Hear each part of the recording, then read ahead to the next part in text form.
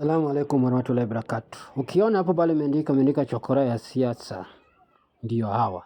Jinsi wanakuanga chokora ya siasa, na tena wako na kaswende ya siasa, ni kisonono ya siasa.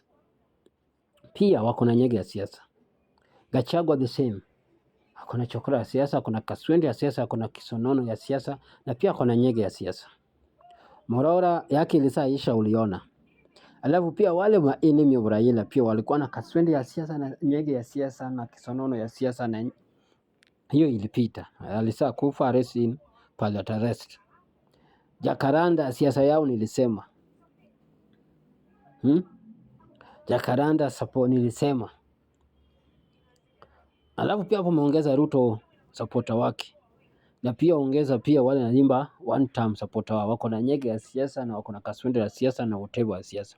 So nataka kuongea kwa hii list, nataka kuongea Jacaranda nyege ya siasa. Jacaranda sasa hivi unajua iko group mbili. Iko ya Embakasi East ya Babu Owino na kuna Embakasi Central ya sijui MP mwingine. So bunge ya Embakasi East inakontroliwa na Babu Owino. Yeye ndiye ameweka president wa bunge pale. So wale ambao alikuwa president wa hiyo bunge wa Jacaranda sasa hivi amefungua bunge ingine kwa Embakasi Central na gani.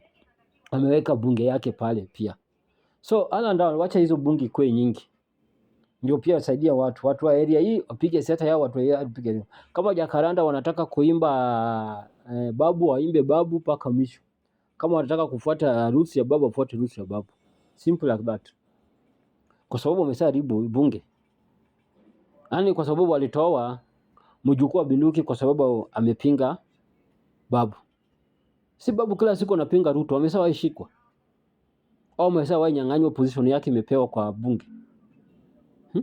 Si kila siku anafanyanga hizo vitu.